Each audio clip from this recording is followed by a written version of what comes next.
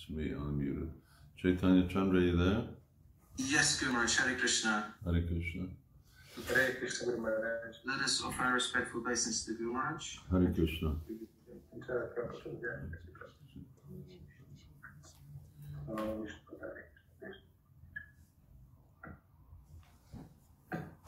Thank you so much for coming, Guru Maharaj. We have devotees in Russian-speaking language, Turkish language, in English language, and Hungarian language. There's translations going on simultaneously. Yeah, I have to keep in mind so I don't speak too quickly. Okay. I'll try it anyway. Hare Krishna. Om Gyanti Virandasya Gyananjana Shalakaya Chakshurum Militam Jena Tasmai Shri Gurave Namaha. Jai Shri Krishna Chaitanya Prabhu Nityananda Shri Advaita Gadadhar Shiva Shri Gaur Bhaktivinoda. Hare Krishna Krishna Krishna Hare Hare Hare Ram Ram Ram Hare Hare. Jai Shri Prabhupada Ki Jai.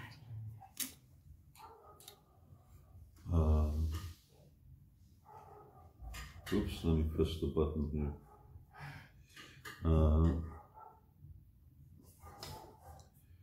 I had a few thoughts and that I wanted to talk with you all today.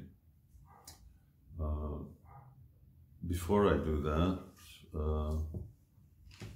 I'll just sort of review, and I'm just bringing it up, and I'll just review the devotees who are getting introduced. Let me just mention your names, and I'll try and see your pictures. Devotees who, then there's two lists. One is devotees who are getting introduced, and another one devotees for accepting as disciples. And so we'll just go through that. As usual, I'm sorry that we're not all together, because usually we're sitting in New Rajadam, there's lots of space, we can be sitting outside, and or I would travel. I would go either to Turkey and meet devotees there, or even other temples here in Hungary, what to speak of going to the UK, my favorite stomping grounds. I wonder how you translated stomping grounds. And, or Russia, Kazakhstan. That's a long time since I've been to Kazakhstan. Now, there's advantages to this virtual meeting. On the other hand, virtual is just that, it's virtual. And if you don't mind, I'm just going to look in my dictionary here. What does it actually mean? Virtual translation. Almost or nearly as described, but not completely according to strict definition.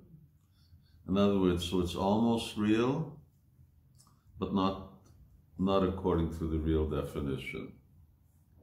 So I guess you can try to conceive of virtual love. Well, I love you almost like the real thing, but it's not really and never going to go down very much in terms of a relationship, to have a virtual relationship.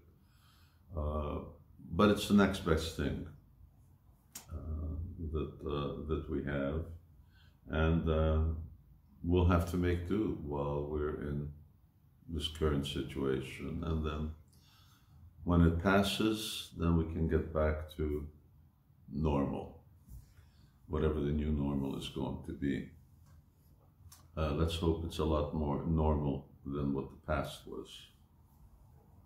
I have a few devotees here in the room also. that was the last video, last vlog that we filmed, and that was just about this normal. Everyone's waiting. I can't wait to get back to normal. That's like everybody's new mantra. Well, if what you want to go back to, you call that normal, when you're, you know, destroying the planet, poisoning your body, living like animals, destroying every other species of life. Well, not aside from humans, because they're doing a good job at destroying humans as well. That's not normal.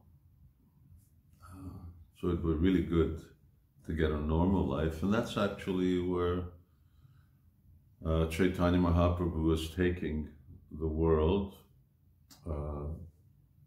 some sense of normality where it's really, really normal. And anyway, I'm going to talk a little later on about normal, at least what real Vaishnavas live like, and Vaishnava life is normal life. And it's something that I just asked Manjari Devidasi to tell me how many initiated devotees I have, and she said how many? 786. 786, that's 800. I don't know how many of you out there have children, but no one's got 800 children. So, but if you have one or two, then let your imagination go. So it's a lot, and of course it's different because they're not in the same house. That would really be that would really be too much. But the burden is still quite onerous. And I'm just looking now at the introduction list that Chaitanya Chandra sent me. And because I'm going through the list, I can't actually connect with the devotees, and it'll take too long. We're going to end up taking the whole evening. So you just let me just say your names, say Hare Krishna, and if there's anything further to add, let me add that. Other than because we have quite a few names. There's a Zuzana Verdan, and in Switzerland. She's Hungarian, but she's originally in Switzerland, and from Keste. I wonder if I knew her. Maybe at some time in the future we can have conversation with devotees. Anyway, being in Switzerland must be a good thing because you learn how to be organized, clean, and get things running like a clock. So, and hopefully chanting and practicing, and I see you got Krishna Prema Rupa also as your mentor, so she's a good devotee. Hare Krishna. Here in Budapest, we got Weber Sylvia. From the college. In the college. Manjari's telling me she's in the college. Yes, I got Maharani's here is her authority, counselor. And yes, she's a familiar face, Hare Krishna. And then there's Zoltan, Zorkotsi Zoltan, whose face is also familiar. And Mohan, sounds like a good counselor, good authority, Mohan Prabhu. Kirai Changa Ilona, who is here well, I guess now I know that she's here because she's got her face covered, or at least a good half of it.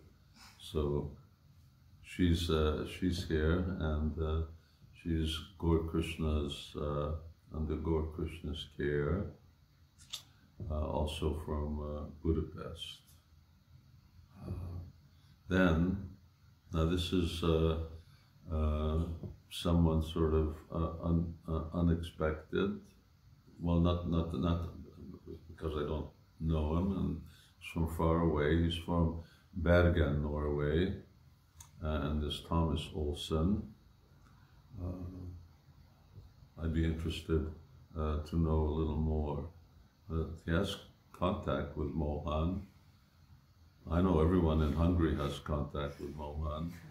I don't mean every devotee, I mean every 10 million people has contact with Mohan.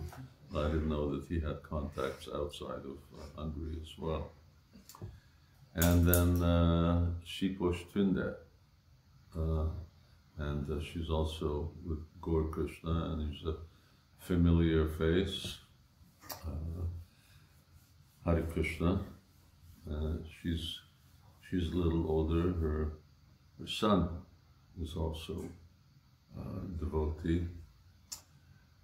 And then there's Gabor, Dobos Gabor, who is from Kecskemét, and he's a very familiar person. Bhaktipad is his mentor, and he's more elderly. In fact, he's 3 years younger than me. Hare Krishna.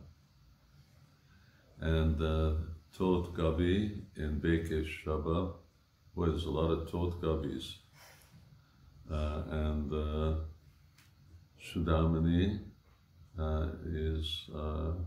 Sudamani is everywhere. She lives in Page, but with her Food for Life, she's everywhere. Tot Gabi is wearing a Food for Life shirt here in the picture. And then now I have Ciekliński Miklos, no picture, 64 years old. And Shashileka is recommending him. And because I don't have a picture, then I can't, I don't know if I actually connect the name and the face, but we'd like to know a little more. Hare Krishna, in any case, I sort of assume, as I mentioned, I can't go back and forth between this list and trying to find everybody on the Zoom screen. Then there's Takács Anastasia in Budapest. From the college. Majora keeps telling me that they're all from the college. Yes, the college is in Budapest, and so she's also from college, and she's one of Gaur Krishna's wards. She looks familiar. Hare Krishna. And Chernak Ramona, and she's also from the college. The college does a lot of preaching. I have to say that they make more people into devotees than any of our temples do. And congratulations to all the devotees in contributing to that, Maharani and everybody else, and Manjari. Hare Krishna, Ramana. Now, Dmitry Fotiv from Russia, Perm, Russia, who he's far away, and Acharya Ratna, I assume this is not Acharya Ratna from over here, but as a counselor, we have an Acharya Ratna here and an Advaita Acharya, but this is actually the temple president in Perm. And he looks like a very friendly person. And Cheney David, I have a picture of him here. He looks quite stern, but he's standing in front of the Rath Yatra wheel. And he's also, Gaur Krishna seems to be guiding a lot of souls. I don't know how you do it. Kamen Christoph, I hope he's not too came. And he's fiance of Nikunja Viharini, Hare Krishna, and he's also Gaur Krishna is his mentor. Now we have a couple of devotees from Kazakhstan, Nurlan and Makamed Karim, and also Zuiz. And the former is, I take it, the husband, and the latter is the wife. And Vaishana, wow, this is really international. Vaishana in the UK is the mentor. That's interesting. I'll be curious to see how that happens. But yeah, virtually anything can happen nowadays. And then Demek Ergü, well, he's sitting over here, and he's well known. He's our book distributor, good qualification. And Ananda Chaitanya, who is in Switzerland right now, also distributing books. Well, he should drop into and visit our earlier Swiss recommendant. Ben Davis, Isle of Wight. I think I just corresponded with Ben, right? Yeah. And okay, now I know what you look like. And that's nice to see you there. And Adiguru Prabhu is his mentor. I was just curious to see his status was ISKCON Canterbury. That's, I guess. And yeah, we had some correspondence. Ben wrote. Now I got Tan Bentham from the Isle of Man. In all my times of travel throughout the UK, I never went to the Isle of Man. I went past the Isle of Man, going by ferry from Scotland to Ireland, and or from Wales to Ireland, but I never went to the Isle of Man. And I don't know whether I had any correspondence from him. Then I got Daita, who's here. She's born and bred in New Brajadam. Hare Krishna. And Harini Iyer, who's in Birmingham, and she's also connects through Vaishana, and we've had some connection before. And Rishabh, didn't I meet Rishabh in Om Nom restaurant? I think so. You met him here in the UK, Guru Maharaj, when you were staying at Chitti Shakti's, and he came there to serve you there. But Om Nom is in the UK also. Yeah, you may have, but yeah. I know that he was definitely there to serve you. Yeah. And then Sanjay Gadvi. Well, anyway, he doesn't need any introduction. We've known each other a long, long time. How long, Varshana? Well, he's here, so over 20 years. Yeah, no, I'm just thinking, when was the first Gita Jayanti? Yeah, Gita Jayanti, he was your driver. But when was that? Around 95. 95, yeah. See, 25 years. 25. That was great. I don't know how many Gita Jayantis we did, but it was a good...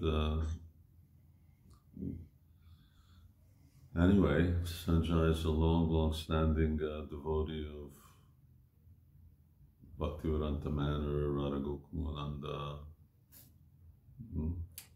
And then, I never knew that Bela's name is Konya. Well, Konya, not Konya. I'm reading it as Konya. Mark, why is he called Bela? Or why is Bela called Mark? Anyway, he's in St. Albans, and Tarun Krishna has contact with him, although Shambhi Hari has contact. He stayed with us quite a few times on the farm. We know each other pretty well. And Laszlo Pop, who does service in Soho Street, Ishmaritek. And he's originally from Sagad. Satyanarayan Prabhu and Madhavi in Soho Street are the counselors. Hare Krishna. Anyway, it's been such a long time since I were in the UK. I don't know. But probably, well, you know, there's a standard saying there's more Hungarians live outside of Hungary than inside of Hungary. And there's more Hungarian devotees outside of Hungary than inside of Hungary. And I hope that they're doing constructive service to devotees. And there's Mohammed Noor Abi Rahman, who I had one exchange with, right? Email exchange with. So I got to know quite a bit about him. Very, very interesting devotee. And he's at Bhaktivedanta Manor, living in the ashram. Bhakta Richard, Bharan Richard, he's over here. And he's our Sankirtan devotee, although we didn't put Sankirtan under his name over here for some reason. And Suman Shrestha in Nottingham. Hare Krishna Devi Dasi. And I got a picture of him here in front of Stonehenge, which is far away from Nottingham. But, and I need to get to know him. Right now, doesn't immediately ring a bell. But a lot of my bells are rusted up anyway, so no one should take that personally. Okay, the next list is quicker because these are devotees who request to be accepted as disciples. So that was Sam Cooper and Horvat Leventa, who's here in the room with me, and Suzanne Bata, who I just wrote to recently, and then she wrote back. We know it's her. And then Oslani Tunde, and she's in Tatabanya. A lot of these are under Gaur Krishna. Gaur Krishna is doing a lot of preaching. And then there's Dunay Jod and Chabragi Mariana. They are wife and husband. He's her husband. Yes, they're very wonderful people. And then we have Bhakta Ben in Cardiff, and Pal Ildiko again here in Budapest. So yes, this is, I'm happy to act in that capacity of spiritual master, and I wish you all well. It's the beginning of a wonderful journey, not necessarily a short journey, but it's it's never boring, and it's sometimes painful. It's always painful when you're on Sankirtan. I'm just speaking to one of the devotees. And I just had a discussion with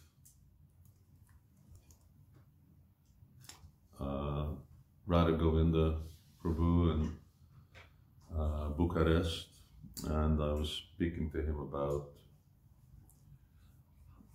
what devotees in our world today, what they should be expecting of themselves, and what standard they should be coming to in order to become disciples and in order to get initiated.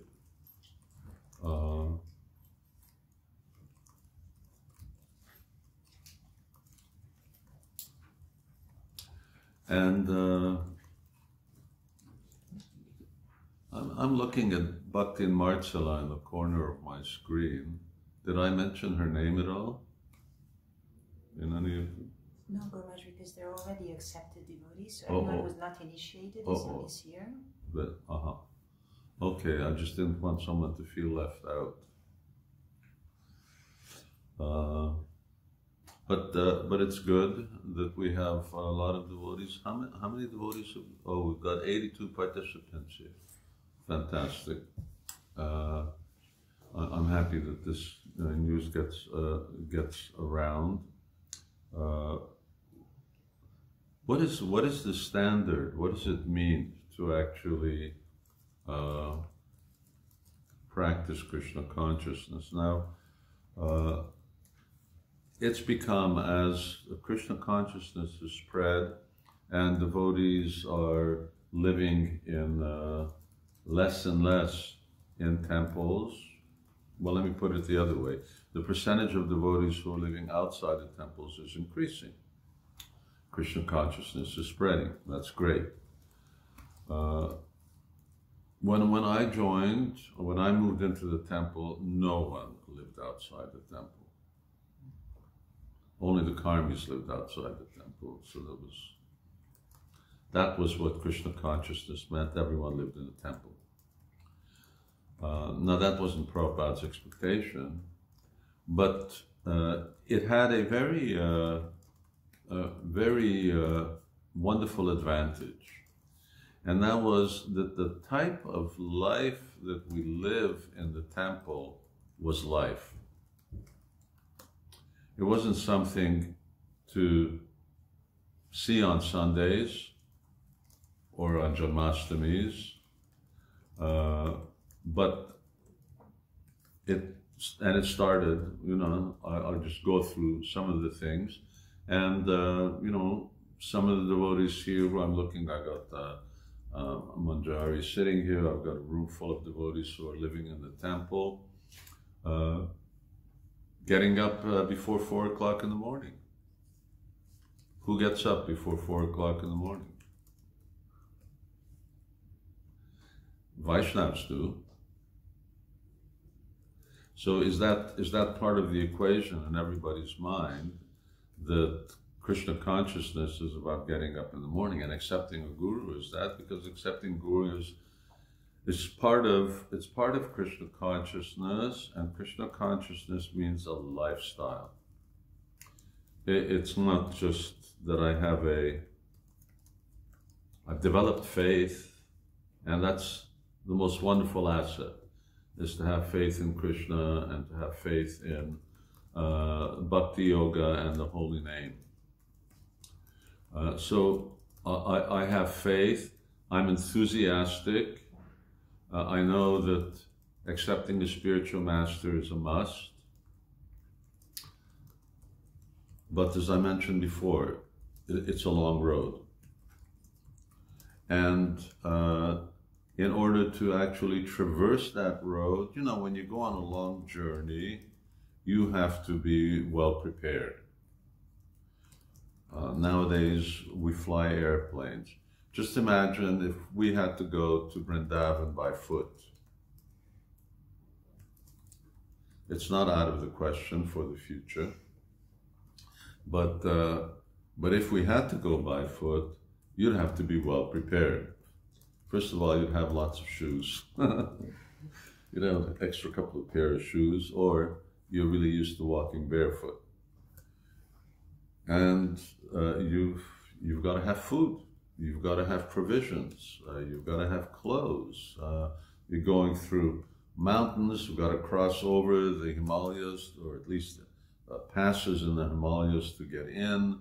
You need warm weather. You need how are you going to carry all this stuff? Should we just take some kind of trolley with us? No engines, no cars. So, and it's a long trip. So Chaitanya Mahaprabhu's associates, every year they would travel 500 kilometers from Mayapur to Puri and back. It's a month there, it's a month back. They stay there 4 months. That means that half the year they're on the road. So every 6 months they move. And when they traveled 500 kilometers, they had provisions.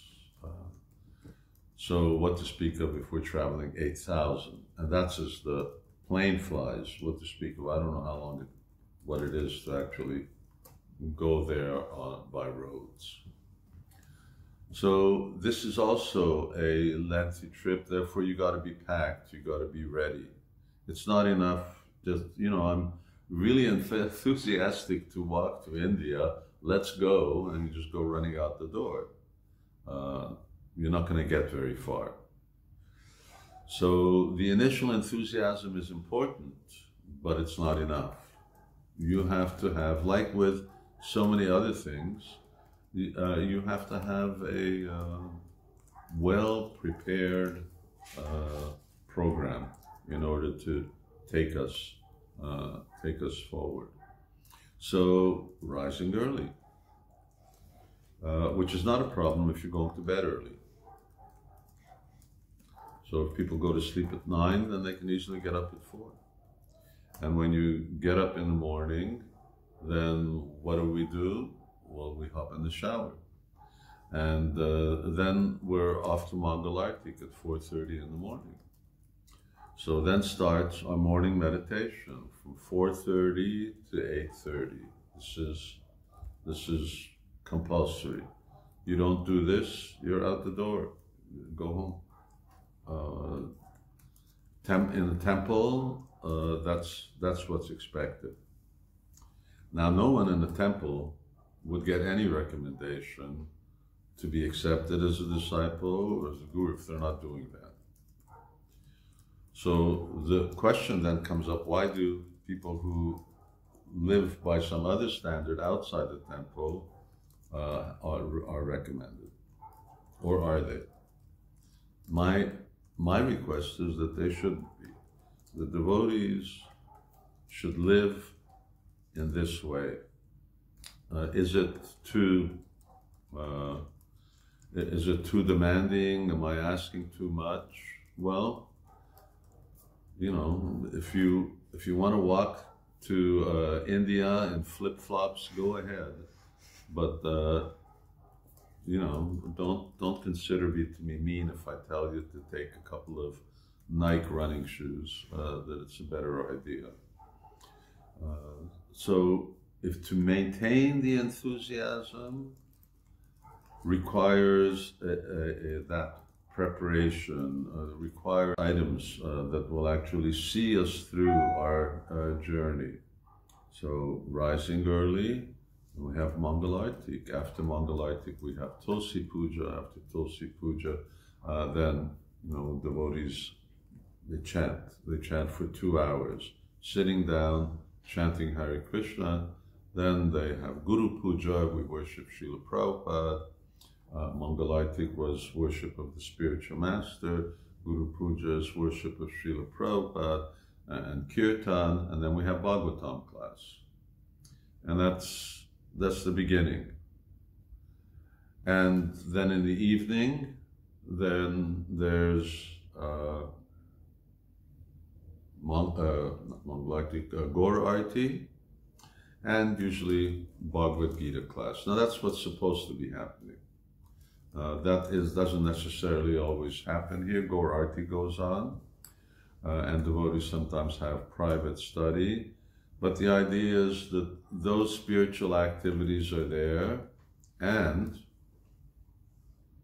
devotees are dressed in dhotis, kurtas, saris, tilak, etc. In other words, they look like devotees. Why do they look like devotees? Because they are devotees. And devotees want to look like devotees. They don't want to look like materialists. So it's sort of a natural inclination. What you identify with inside, you tried to dress up as outside. You know, kids, they watch Superman, they want a Superman outfit. When Shambhi Hari's not here, when we were in Nottingham, we went to someone's home, and we had this one little boy. He was, you know, flying around in a Superman outfit all day long. He was, oh no, maybe it was a Spider-Man. Anyway, it was one of those things. So whatever is inside, then you want to be that outside. These are very, of course, people who work may not be able to actually have the luxury that, for instance, devotees in the temples have, you know, they're doing worship from 4:30 in the morning all the way till 8:30 in the morning.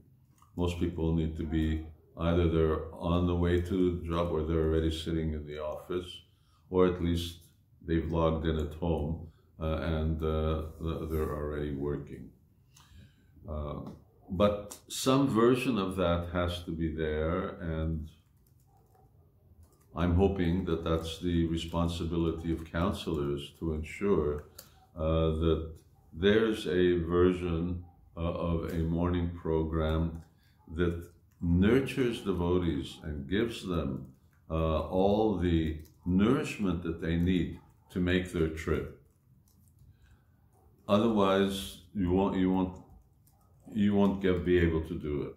It takes more than just initial enthusiasm. It takes spiritual strength, it takes inspiration, and it comes from sadhana. So, and this is really very minimal. These things are minimal.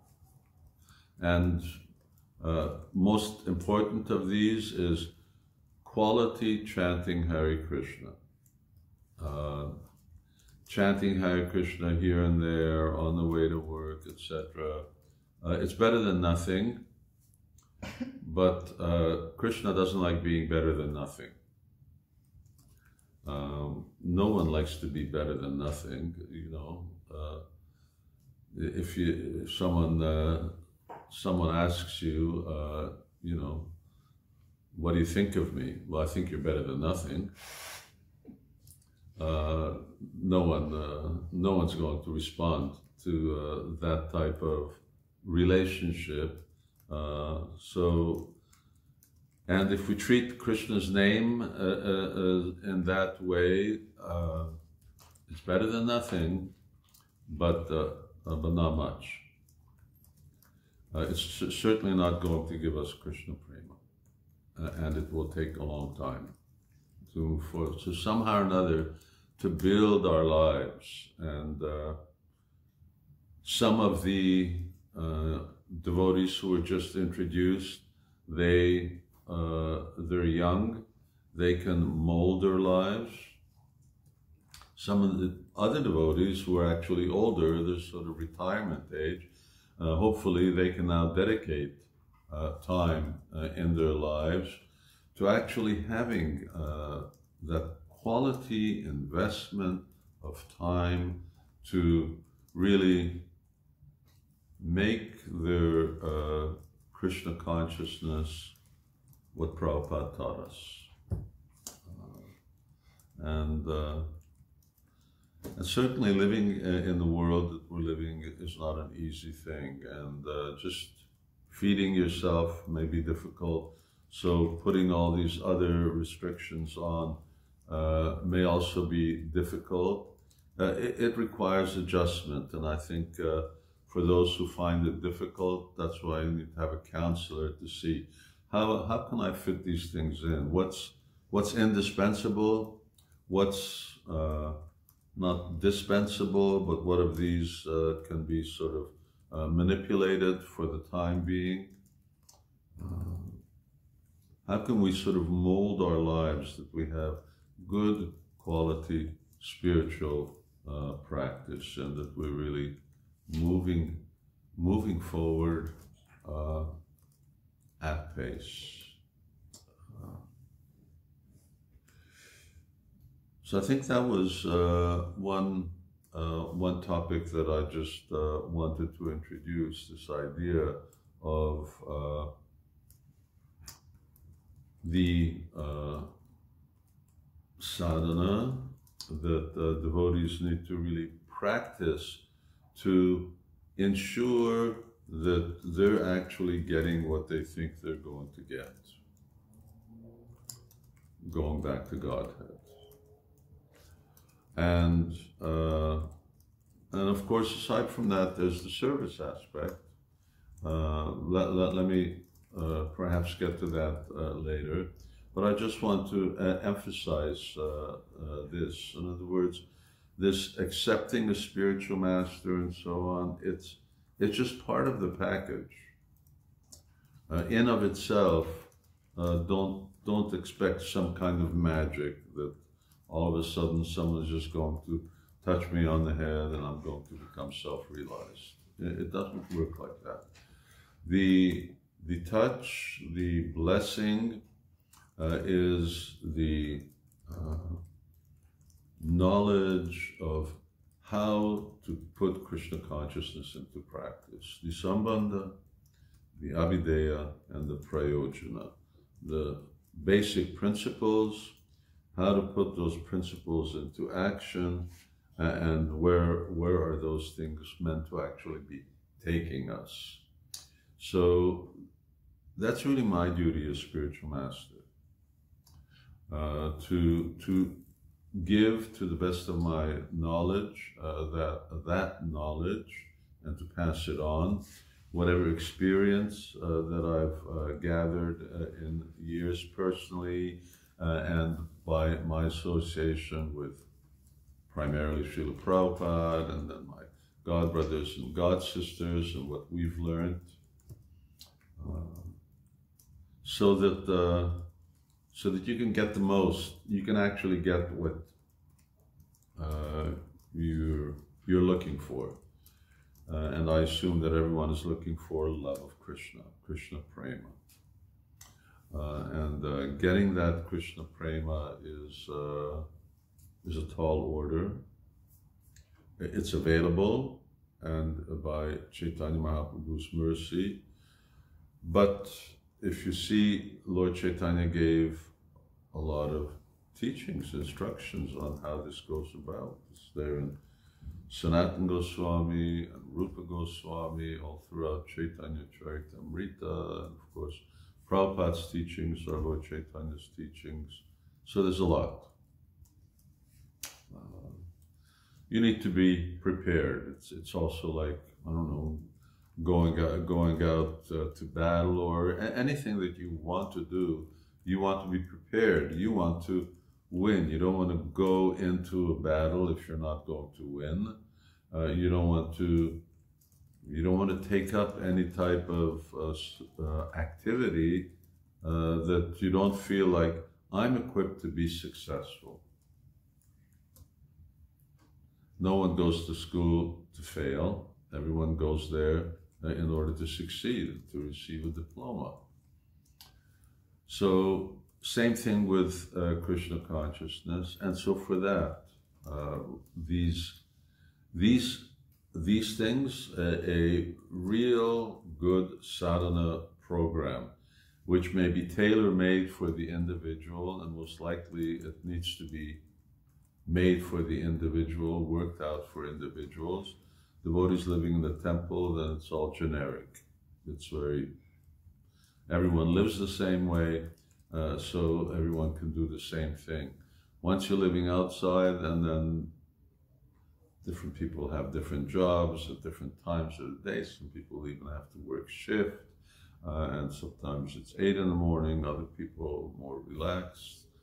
Some people, as I mentioned, are fortunate and they're no longer working, they're retired.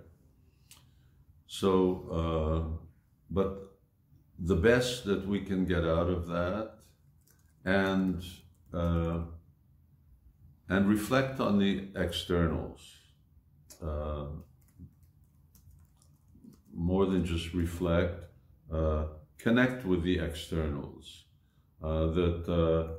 When you get up in the morning, when you come home in the evening, dress in Vaishnava attire, have tilak on. Srila Prabhupada's vision, Bhaktivinoda Thakur's vision is that in time,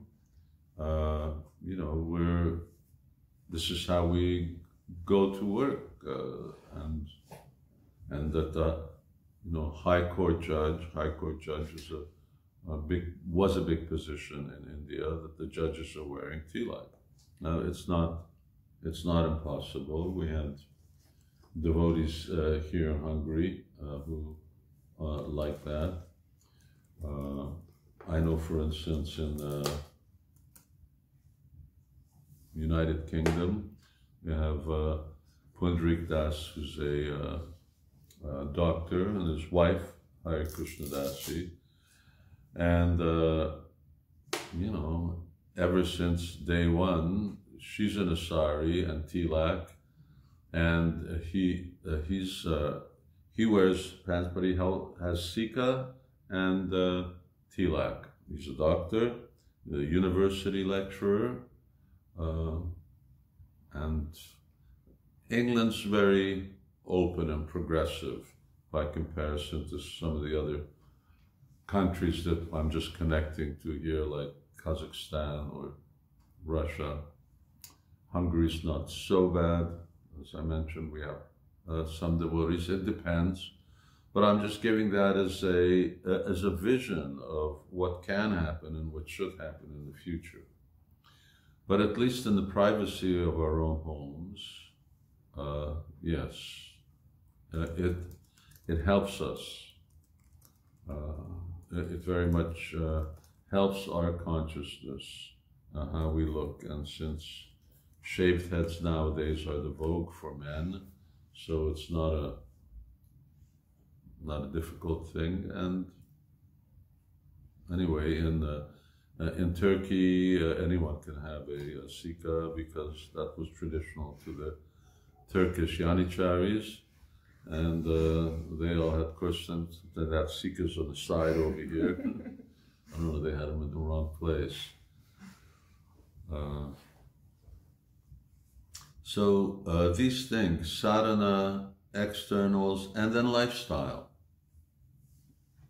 Devotees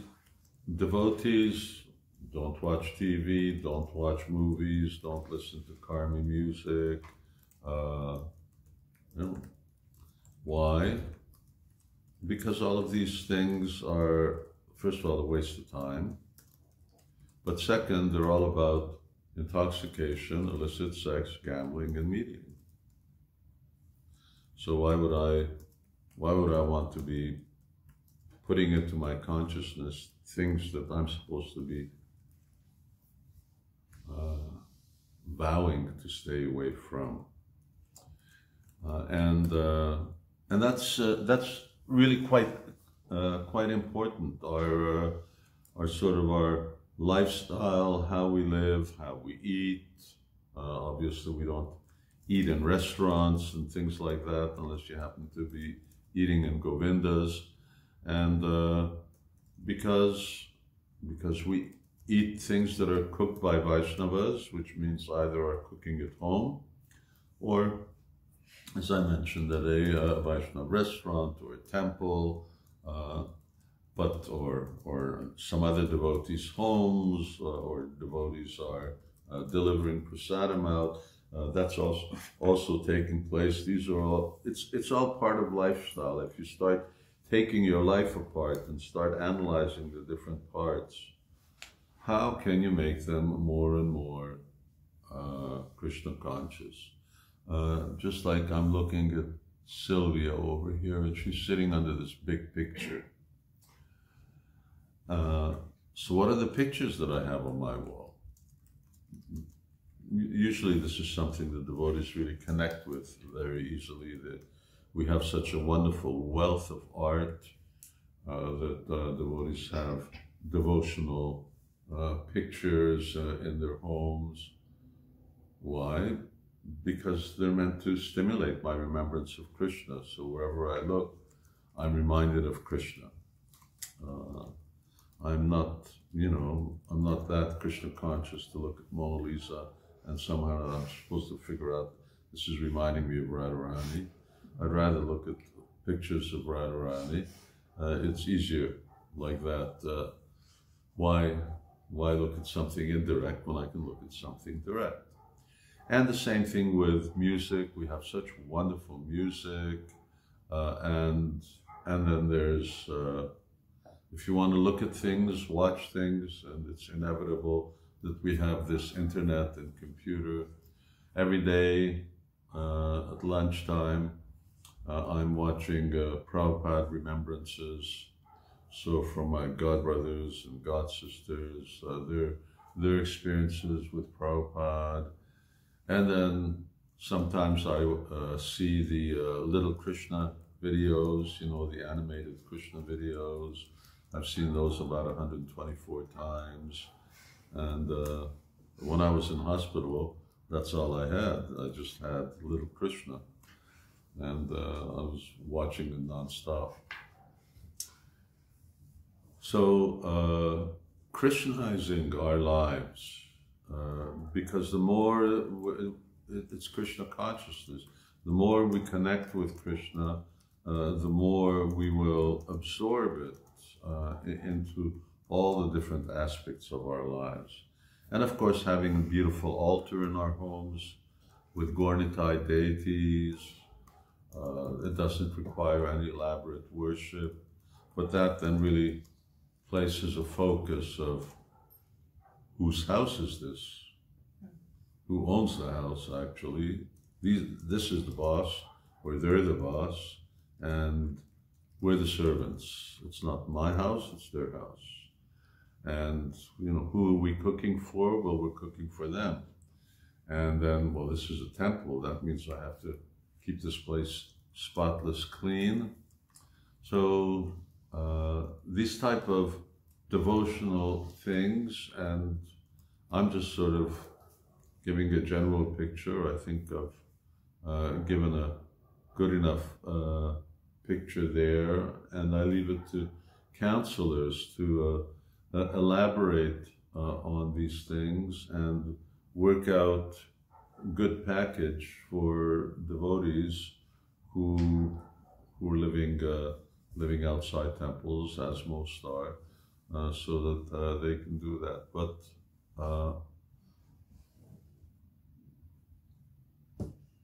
I think that in our day, this is a must. The devotees really need to, if they're really serious about Krishna consciousness and they really want to progress. And personally, my main interest in helping devotees is in helping devotees who really want to go back to God and who don't just really want to be religious, and that they want Krishna consciousness as their religion. There are many wonderful Vaishnavas and many wonderful gurus who aren't as picky as I am, although I'm not very picky, I'm not that fussy. But especially at this point, I see myself in the next 5 years to really slowing down this process of accepting disciples and becoming more and more particular about who I want to accept. And I want to invest my time and energy in devotees who really, really want what Srila Prabhupada came to give, that they really want to go back to Godhead, and they're really willing to do the needful. So it's. I think I've spoken for quite a bit. I've spoken for how long? An hour. Yes. We started when? 7. Yeah. You wanted to say the service aspect also. Huh? You mentioned you wanted to say the service aspect also. Yes. So Namajar is reminding me that I wanted to say, and that service.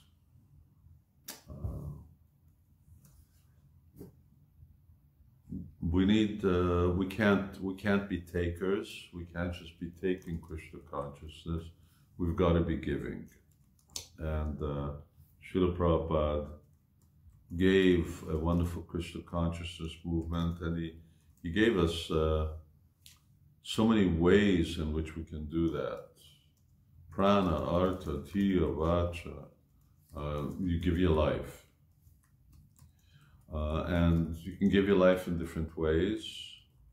You can give your life by, being full-time devotee living in a temple. You can be a full-time devotee living outside the temple.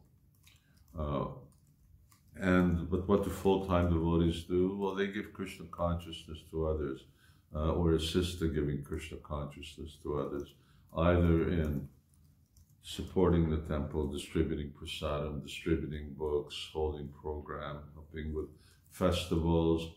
There's so much that goes on generally when there's not a COVID event taking place. But even then, our Food for Life devotees are going out. They haven't skipped a beat since this COVID started a year ago, and it's a year. It's almost a year pretty soon since I came back from India. And our book distributors are going out. I find it amazing that the restrictions, they haven't been restricted, and they're going out. They did catch it. So everyone in this temple got it, except for the devotees doing Food for Life. So that's another wonderful service, participating in Harinam, helping with festivals like Rath Yatra. Now I'm talking here in Hungary. Here we have open house festivals at the temple that take months of preparation, require assistance. There's so much to do. There's so much service to do. There's this building, just coming here and cleaning and assisting, and when someone becomes initiated, and to do deity worship and serving the deities, and taking responsibility for others, becoming a counselor and guiding and counseling others. So doing service, Srila Prabhupada was Prabhupada had his first disciple. You can read about him in Prabhupada Lilamrita. I won't mention his name. But when devotees went back to India and they met him, they were very, they were like over the moon, as we say in English, because, he was Prabhupada's first disciple. And so that was, I don't know, say 10 years before Prabhupada even started to initiate in the West. And I don't know if Prabhupada initiated, I don't think Prabhupada initiated anybody else aside from him. So anyway, devotees were talking to Srila Prabhupada about Srila Prabhupada, and he was a Brahmin by birth, he knew Sanskrit, and so on. Prabhupada was just listening and said, so what? You never did anything. You never helped me. But Prabhupada, a disciple means you do something. Just that you chant Hare Krishna, you follow regulated principles means you're a human being. You chant Hare Krishna is, okay, that's very good. But what are you doing? And this was particularly Srila Prabhupada's distinctive flavor of Krishna consciousness that in one sense separated him from his godbrothers. Prabhupada wanted us to do things. He sacrificed his life to spread Krishna consciousness all over the world, to do things. And, well, I was going to say, you don't know what it was like when the Prabhupada was here, the kind of pressure that Prabhupada put on his disciples to do things. It was a very heavy pressure. It was very wonderful. But Prabhupada was constantly beating. He just, it was one thing after the other. It was, book distribution. And every year Prabhupada said, we got to double it for next year. And then, Prabhupada, first of all, Prabhupada initiated devotees, and then he introduced the regulative principles. Where did they come from? That came after initiation. And then, all right, then there's these regulative principles, and then we've got the morning. First devotees didn't have morning program. They had to chant 16 rounds, and then at a certain point, Prabhupada introduced, okay, everyone's got to get up at 4 o'clock in the morning. That was like a real shock. Many devotees were getting up at 6 o'clock in the morning in the temple, living in the temple, because they were staying out and doing Harinam till like 10 o'clock at night, 11 o'clock at night, and then coming back and having a feast and so on. So then 4 o'clock in the morning, and then there was Mangal Arati, and then just after I joined them, Prabhupada introduced Guru Puja. That didn't exist. Now these are just sadhana things. And then it was the ISKCON sandwich, the morning program and the evening program. And then Prabhupada started restaurants. Now we should start doing restaurants. And then Prabhupada introduced farms. And then Prabhupada started Bhaktivedanta Institute. And then Prabhupada wanted us to build a temple in Mumbai. And then he wanted to build a temple in Vrindavan. And then this is all coming from the West. And he wants to build a temple in Mayapur. And now everyone has to go to India once a year. And all of these things coming, and then we're doing all of these things, and everything's always getting more and more and more. And Prabhupada would just say, what's the problem?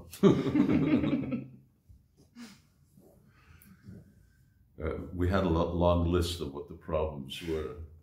For Prabhupada, what was the problem? And this afternoon, I was just at lunch. I was just listening to one God brother, Bhakta Das, and he was saying how in Los Angeles, I guess this was somewhere in 1973, after the class, Prabhupada asked a very unusual question. He said, who's not chanting 16 rounds? So he put up his hand. And Prabhupada asked him, why aren't you chanting 16 rounds? And he said, well, my temple authorities have me engaged 20 hours a day in decorating the temple.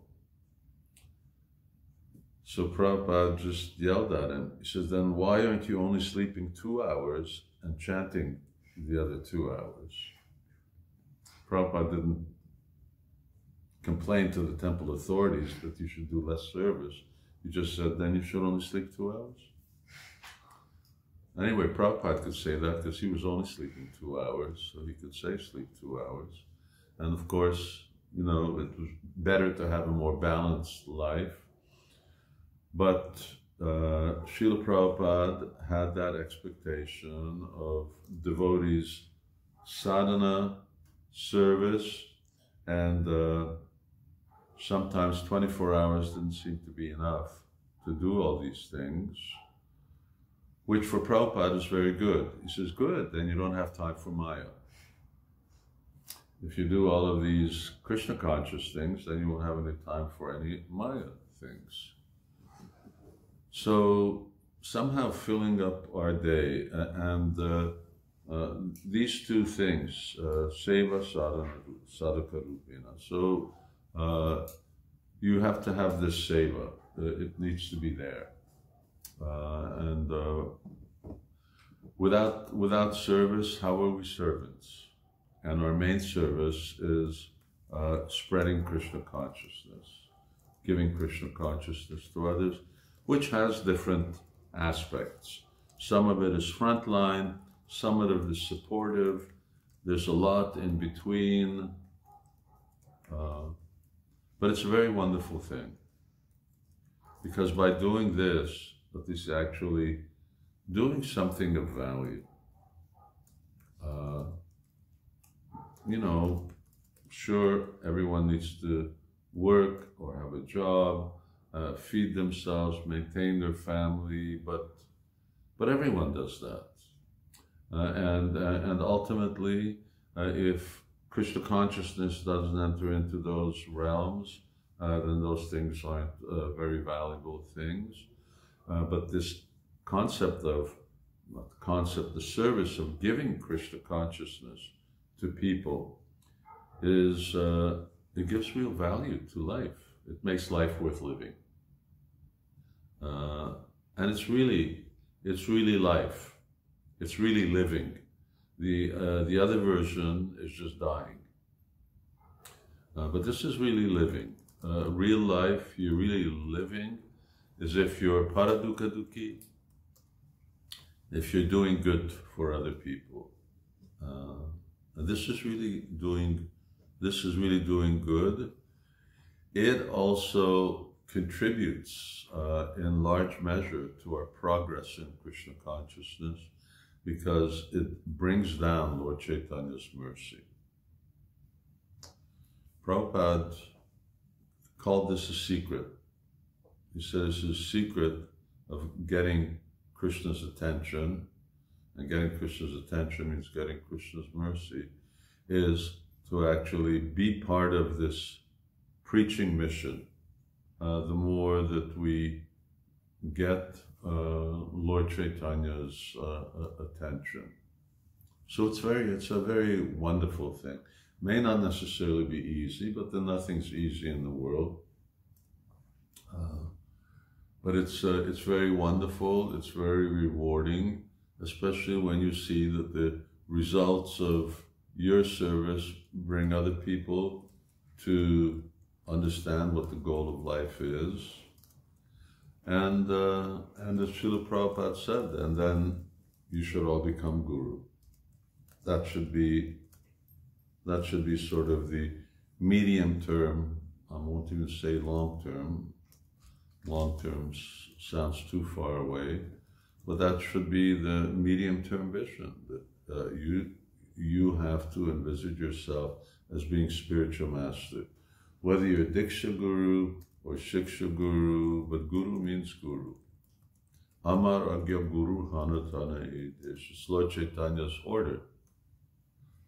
Lord Chaitanya is saying, my order is that you all have to become gurus and save your land, save your village, save your family, save your country, whatever your potency is, then deliver those people.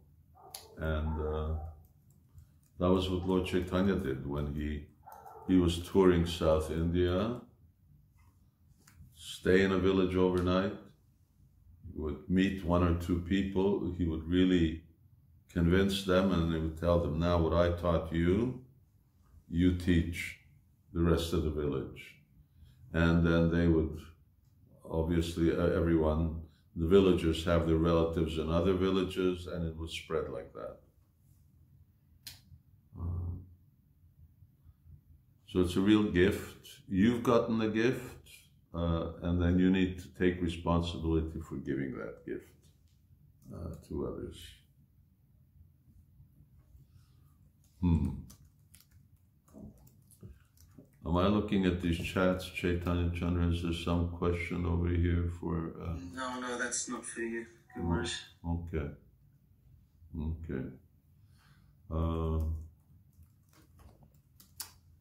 So that's... I try to formulate a little, I don't want to say my expectations, let me use the word understanding, my understanding of what it requires to have the equipment to actually really become Krishna conscious and to move forward on this journey. You need to, and if devotees think that they can do without it, it doesn't work, especially for those devotees who've been around a little while and see Krishna consciousness as being, well, it's been in the world since 65, so we're 56 years down the road.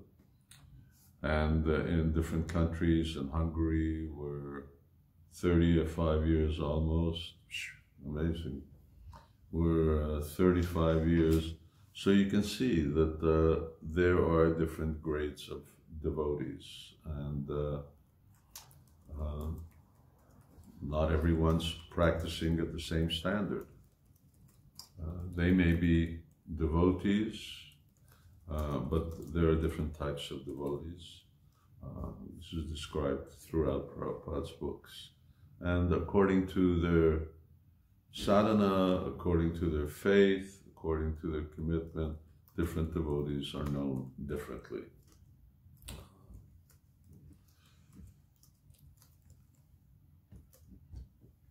So that, I think those were the points that I wanted to touch on and talk about. This way I was able to meet a lot of devotees, being introduced. It would be good to get, especially from those who I haven't heard, to get some correspondence. You may get reply from me or not. Lately I've been replying. I just have a little more time.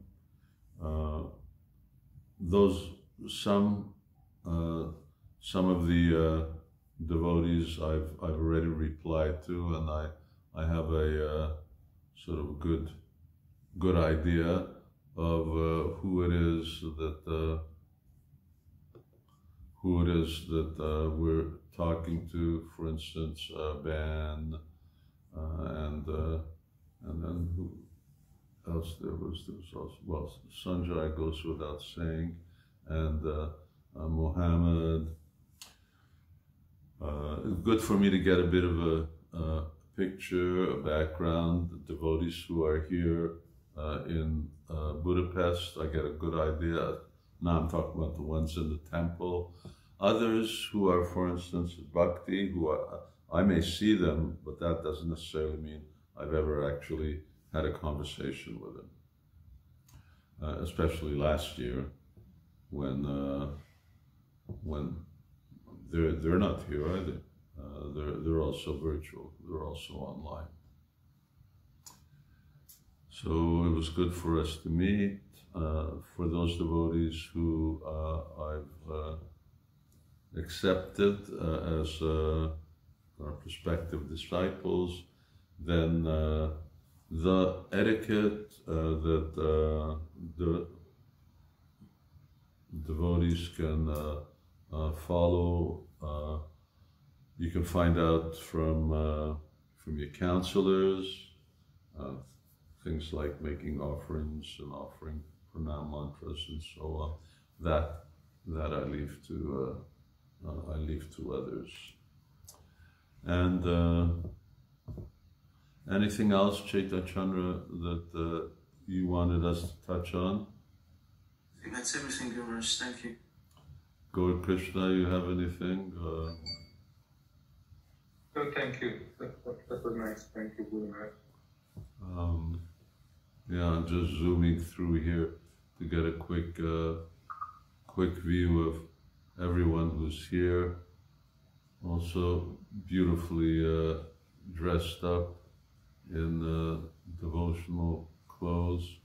Thank you very much. And it's a lot of devotees. I'm just sort of scrolling through.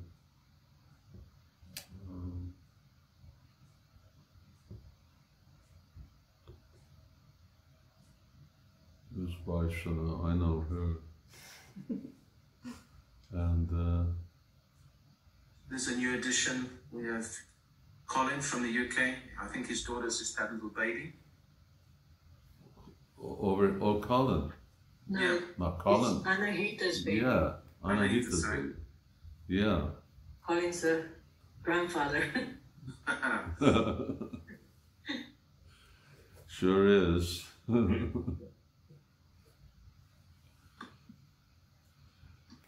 Yes. And yeah, you see Juliana, let's see, Mohan again, and Tunda. Anyway, don't mind, I can't call everybody's name otherwise. And Erna's here, no mustache. Yes. For gentlemen, I don't know if I'm breaking news to you, but mustaches, beards, I'm too conservative for these type of things. So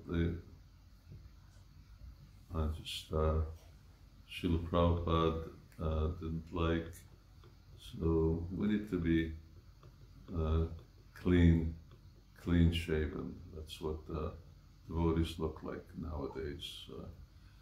If you see devotees who beautify themselves with hair as well, that's their anarthas, but you don't need to share them.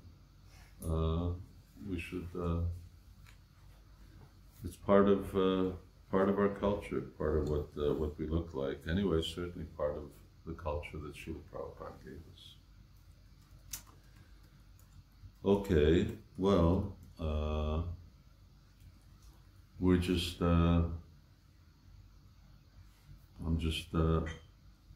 It's been a long day. I'm just thinking of something Krishna conscious to say, since we've been celebrating Nityananda Trodasi for quite a long time now. It's been over a week, Jainitai. And on Saturday we're going to continue. I don't know whether we'll finish, but it's unlimited, and it is Nitya Ananda. And hearing about Lord Chaitanya, hearing about Lord Nityananda, this is actually why our acharyas have given us all of these books. And they've done that for the purpose of giving us subject matter to hear and chant, because that's our nature. Prabhupada begins the Bhagavatam by saying everyone's talking and hearing. He says, and that's, it's happening everywhere, even here in Budapest. As soon as it starts to get light, what do you hear? The birds start singing. Well, what are they singing? I mean, they're saying something. You may think that they're just entertaining us, but they're communicating. So they're communicating to each other, and everyone wakes up, and the first thing they do is start talking, bring me my coffee, and the non-devotees call for the coffee, and everyone starts talking, and they turn on whatever they're turning on, whether it's the radio. I don't know if anyone listens to radio anymore. They turn on the internet, they want to know the news. So these things are all there for us to turn on to something different. Because whatever we hear and see and taste, all these things leave an impression. And that impression goes very, very deep.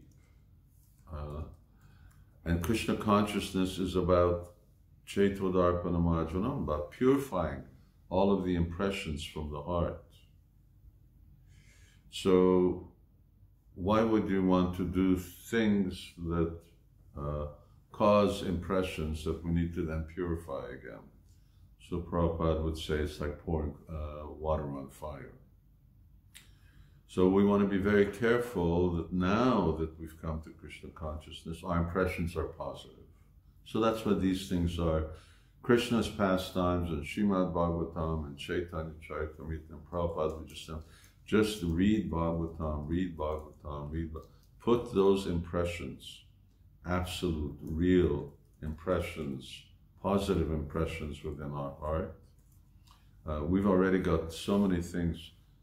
I mean, this lifetime is one thing, but what about the past lifetimes? We can't even remember. how many lifetimes of impressions that are there. And so it's such a wonderful thing to try immerse ourselves in that. And the good thing is that there's a lot of things that you can do. You know, while you're cooking, you can be listening to kirtan, you can be listening to class, you can be listening to so many things. Modern media has really made it possible for multitasking in a Krishna conscious way. So it's, and that was Prabhupada's idea, by giving us his books, his recordings, and of course now that goes to a whole different dimension with internet and Zoom and so many things. It gives me a headache. Messenger, WhatsApp, Viber, Skype, Mail, Safari. It is too much, actually. Hopefully sooner or later it'll get a little focused into just real necessary communication. Okay, wonderful. So let's continue, and thank you for your time, everyone all over the world, and look forward to seeing you again. For those of you who want answers to the question is, can you come to Hungary? Well, you can't come now. Things are getting very, very panicky here right now in terms of virus. Our hospital system is really under extraordinary strain. Most limited restrictions. Hopefully things will ease up. I think more than hopefully, most likely they will ease up. And what's going to happen? Are we having festivals? Are we having Janmashtami, Radhastami, Vyas Puja, where devotees often come from Hungary, what to speak of from places like Turkey and other countries, especially the UK? I can't say. That's up to Krishna. I certainly hope so, because we really miss the real association. Getting back to the, what happened to my virtual definition? Getting back to what virtual means, almost nearly as described, but not completely, according to the strict definition. Not physically existing, but made by software. Anyway, how do you like being a product of software? Relating to the points at which rays could meet if produced backwards. Oh, that's optics. That's optics. So, yeah, it'd be good to get off the virtual platform and get into the real platform. Okay, Hare Krishna everyone, Srila Prabhupada ki jai, Shri Shri Radha Shyama Sundar ki jai, Jai Nitai Gaur Premanandi, Hari Hari Hari Bol, Jai Nitai. Happy Gaur Purnima if we don't talk before then, which we're probably not going to. Jai Gaur, Jai Nitai Gaur, Hare Krishna. Hare Krishna Maharaj. Hare Guru Maharaj, thank you so much. Guru Maharaj. Thank you so much, Guru Maharaj.